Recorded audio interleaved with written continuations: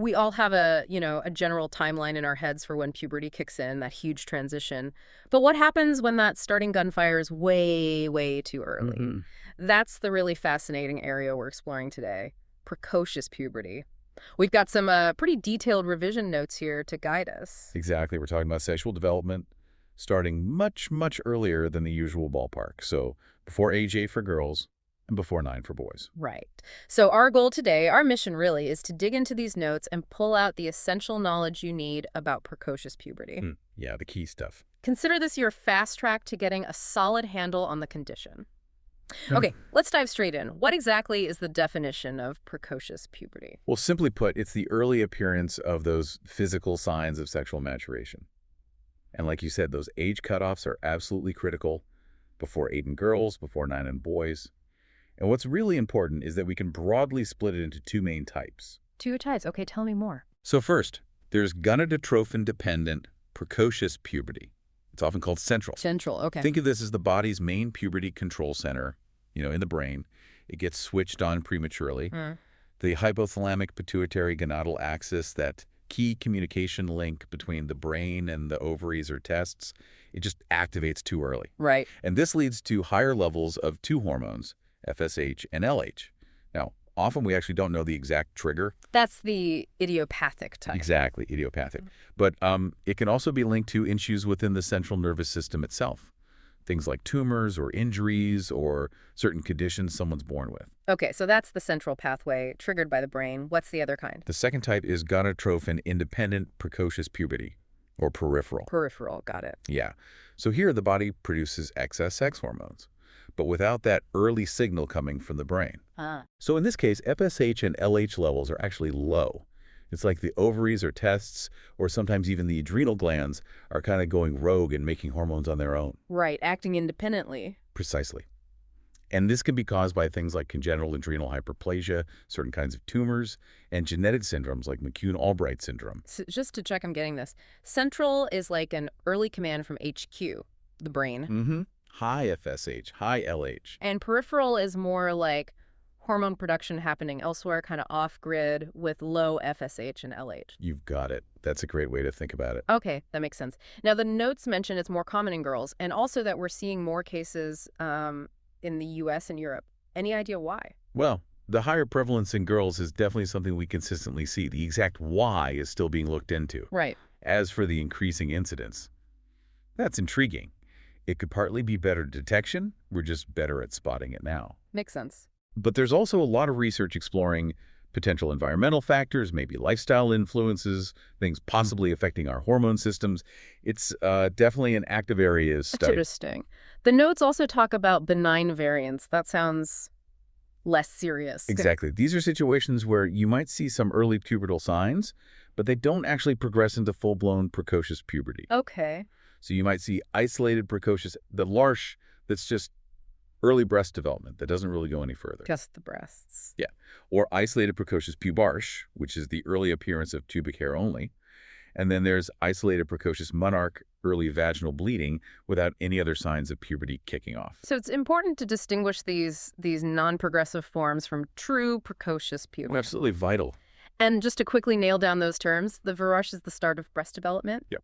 And adrenarche is the start of pubic hair growth related to the adrenal glands. Precisely. These isolated signs, well, they can sometimes cause a lot of worry for parents, obviously. Of course. But often they don't actually indicate a serious underlying issue. Right. Okay, let's dig a bit deeper into what actually causes precocious puberty. We've touched on some of this, but let's really unpack the etiology. Okay, so the notes really stress the difference between idiopathic and organic causes. Right. Idiopathic, meaning we can't pinpoint a specific cause, is actually the most common reason for central precocious puberty. Okay, the brain-driven type. Exactly. Then you have the organic causes. Yeah. Those are the underlying medical conditions we mentioned. Things like tumors affecting the brain or the hormone-producing glands, hormonal imbalances like congenital adrenal hyperplasia, or specific genetic disorders. So idiopathic is like the body just starts the process early for no obvious reason we can find yet. Pretty much. Whereas organic has a more identifiable medical root cause. And who's more likely to develop this? What are the main risk factors we should be aware of? The notes flag 3 key ones. First, Like we said, it's way more common in girls. Significantly more. Yeah. Second, ethnicity research shows a higher prevalence in African American children. Right. And third, family history. If there's a pattern of early puberty in the family, that definitely increases the likelihood for a child. Suggests a genetic component sometimes? It certainly seems that way in some cases, yes. Biologically speaking, what's actually happening? What's the pathophysiology here? Well, the core mechanism, as we sort of discussed, is that premature activation of the hypothalamic-pituitary-gonadal axis, the HPG axis. Right, the command chain. Exactly. This early signaling kicks off the release of those key sex hormones, estrogen and testosterone, way too early. And those hormones are what drive the development of the secondary sexual characteristics just at a much younger age than we normally expect. It's like the body's puberty orchestra starts playing its symphony way ahead of schedule. Okay, so the hormones are the main drivers of the physical changes. Now, if a child comes in with these early signs, what else could be going on? What are the important differential diagnoses to keep in mind? Oh, this is absolutely critical. You have to rule out other possibilities. Right. One important thing is just a normal variant of puberty. Some kids naturally start a bit earlier, but they're still technically within the typical range. Okay, just the early end of normal. Exactly. Then we have those benign premature, the LARSH or adrenal cases we mentioned, where it's just one isolated sign. Right. Interestingly, hypothyroidism can sometimes mess with puberty timing or presentation, so that needs consideration. Oh, okay. Didn't know that. Yeah. And then there are specific conditions like McCune-Albright syndrome and also the possibility of actual hormone-producing tumors, perhaps in the adrenal glands or the gonads themselves. Wow, so quite a range of things to consider. It's definitely not always straightforward. Not at all. A careful workup is essential. And what about the numbers? How common is this condition? What does the epidemiology tell us? So in the UK, the notes suggest a prevalence of somewhere around 1 in 5,000 to 1 in 10,000 children. Okay. And that female-to-male ratio is really striking, about 10 to 1. 10 girls for every boy. Wow. Yeah, it really predominantly affects girls. It's also worth noting that prevalence can vary a bit between different populations. And as we touched on, factors like obesity might be playing a role in earlier puberty timing, especially in girls. Right. Plus, there's definitely a tendency for puberty timing to, run in families. Okay, so we've got a picture of what it is, who gets it, how often. Now, what are the actual signs and symptoms that would make you, as a clinician or even a parent, suspect precocious puberty? Well, the clinical presentation varies a bit between girls and boys, though some signs overlap. Okay. In girls, the most common first sign is the Lagarche, that early breast development. Right, the B in your mnemonic earlier. Exactly. They might also get pubic hair, have a noticeable growth spurt, that's the G, and sometimes show emotional or behavioral changes, the E. So yeah, BPGE works for girls. Breast, pubic hair, growth, emotional changes. BPGE. Got it. And for boys? For boys, the first sign is usually gonadotrophin enlargement of the testicles. That's the T. They can also get pubic hair, P, have a rapid growth spurt, G, notice body odor, O, and acne. And like girls, might have emotional shifts, E. So maybe TPGOAE for boys. TPGOAE, testicles, pubic hair, growth, odor, acne, emotional changes. Okay. And generally for both, you might see that accelerated growth overall and something called advanced bone age. Meaning their bones look older on X-ray than their actual age. Precisely, they're maturing faster. So if a child shows some of these signs, what's the next step? How do doctors figure out what's going on? What's the assessment process? A really thorough assessment is key. It starts with a detailed history, asking about the age the changes started, how quickly they're progressing, any family history of early puberty, and crucially, any neurological symptoms that might point towards a central nervous system cause. Like headaches or vision changes. Exactly.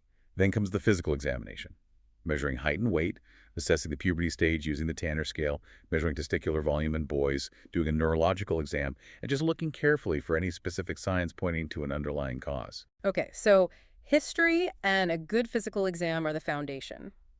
What about specific tests? What investigations might be needed? Yeah, there are several important ones. Hormone testing is absolutely key blood tests to measure LH, FSH, estradiol in girls, and testosterone in boys. Right. Imaging studies are often needed too, particularly an MRI or sometimes a CT scan of the brain, to get a good look at the hypothalamus and pituitary gland. Checking for those central causes. Exactly. And then, depending on what those initial findings suggest, there's a whole range of additional tests we might use. Okay, like what? What else might be needed? Well, we might check early morning testosterone in boys, Mm. as levels tend to rise early in puberty. We look at random LH and FSH. If those gonadotrophins are low, but sex steroids are high, that points towards that peripheral type. Makes sense. Thyroid function tests are important to rule out hypothyroidism. If congenital adrenal hyperplasia is suspected, we check adrenal steroid precursors. If there's any concern about rare HCG-secreting tumors, we'd test for human chorionic gonadotropin. We might also look at urinary 17-ketosteroids. They give an idea about adrenal androgens. Okay. Then there's diagnostic imaging like pelvic, testicular, or adrenal ultrasounds. Hand and wrist x-rays are standard to check that bone age we mentioned. Right, the bone age X-ray. Yeah, and maybe a pelvic MRI in girls. And finally, there are specific stimulation tests like the GnRH stimulation test or leuprolide acetate stimulation testing. These really help see how the pituitary gland responds, confirming if it's truly central activation. Wow, that is a comprehensive toolkit, really trying to get to the bottom of what's driving it. It has to be. The treatment depends heavily on the cause. Right, so once a diagnosis is made, what are the main management approaches, say, in the UK? Okay, so for central precocious puberty, the primary treatment in the UK uses gonadotropin-releasing hormone analogs, or GnRH analogs. GnRH analogs, how do they work? They essentially work by downregulating the pituitary receptors, effectively putting the brakes on the body's own production of LH and FSH. This halts the progression of puberty. Okay. They're usually given as monthly injections. Now, obviously, if there is an underlying organic cause found, like a tumor, You treat that first. absolutely. Treating the root cause is the priority then. And really importantly, providing psychological support is crucial for the child and for the family. Dealing with puberty years ahead of your peers can be really tough, emotionally and socially. I can only imagine. Are there other treatments for specific causes? Yes, the notes mention surgery might be needed for certain tumors. For congenital adrenal hyperplasia, glucocorticoids are used to manage the hormone imbalance. And for specific rare conditions like McCune-Albright syndrome or something called testotoxicosis, medications like aromatase inhibitors might be used. Aromatase inhibitors. Yeah. It really just highlights that the treatment plan has to be tailored very specifically to the individual child and the underlying cause.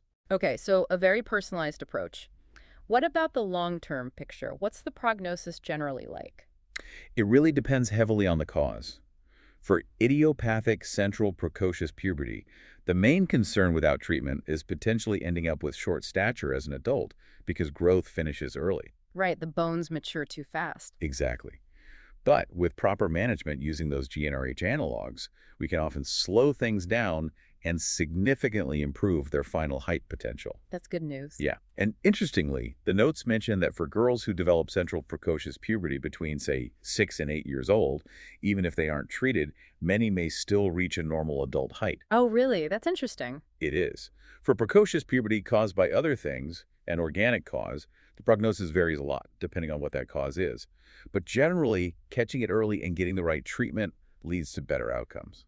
So early identification and intervention seem really key across the board. Definitely. What are some of the potential downsides or complications if precocious puberty isn't managed effectively? Well, the notes highlight several important ones. There can be significant emotional and psychological challenges. Imagine being physically developed, but emotionally still a young child, dealing with peers who aren't going through the same thing. It can affect self-esteem, social interactions. Yeah, that sounds incredibly difficult. It can be. Then there's the short stature issue in adulthood due to that premature growth plate fusion. Behavioral issues can sometimes arise, things like aggression, anxiety, maybe even depression. And depending on the cause and treatment, there might be potential concerns about future fertility down the line, although that's quite variable. Okay. These are all really serious potential consequences. Now, thinking about remembering all this, do we have any handy memory tips? Or maybe an example question to make it more concrete? Absolutely. For remembering the two main types, central and peripheral, you could think central, brain start.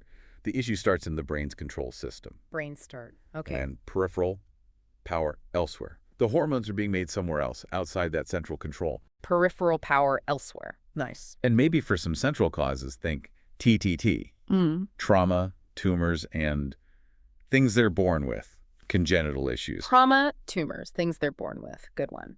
What about an example question, like something you might see in an exam? Okay, how about this? An 8-year-old girl presents with 2 years of progressive breast development and the recent onset of pubic hair. Her height is noted to be above the 95th percentile for her age. Initial blood tests show elevated levels of both LH and FSH. What is the most likely diagnosis? And the options are A, premature at the large, B, gonadotrophin-independent precocious puberty, C, normal variant of puberty, D, gonadotrophin-dependent precocious puberty. Okay. So progressive signs, accelerated growth, and crucially elevated LH and FSH. That sounds like the brain is driving it. Exactly. So that points strongly towards D, gonadotrophin-dependent or central precocious puberty. Spot on. That's the reasoning. The high LH and FSH are the key differentiators there from peripheral causes or benign variants. And a super quick way to remember the age cutoffs. 8 is the gate. For girls before that, investigate. 8 is the gate. And for boys, 9 is the sign. Puberty. Starting before 9 needs looking into. 9 is the sign. Perfect. Those are really helpful. Okay, so to wrap things up, what are the absolute key takeaways from our deep dive today? Well, I think number 1 is understanding the definition. Early sexual development, before 8 in girls, 9 in boys. Yep. Number 2 is grasping that fundamental difference between central brain-driven, high LH-FSH, and peripheral hormone-driven elsewhere, low LH-FSH. That's crucial. Central versus peripheral, got it. Then, knowing the range of potential causes, both idiopathic and organic, and the key risk factors like gender and family history. Recognizing the clinical signs, like the Larsch in girls and Godard in boys, plus accelerated growth. Remembering the importance of differential diagnosis and the key investigations like hormone levels, bone age x-rays, and brain imaging. And finally, understanding the main management, primarily GnRH analogs for central PP, treating the underlying cause if found, the importance of psychological support, and having an idea about prognosis and potential complications like short stature. That's a great summary. It's definitely a complex area, but hopefully breaking it down like this has provided a clear and useful framework for understanding it. Hope so. And for anyone listening who wants more MSRA revision resources, definitely check out passthemsra.com and also freemsra.com. Great resources. And on that note, here's a final thought for you to consider. Given how sensitive early puberty is, what do you think are the most critical ways we as a society and as healthcare professionals can better support children and their families navigating this really challenging experience? Something to think about.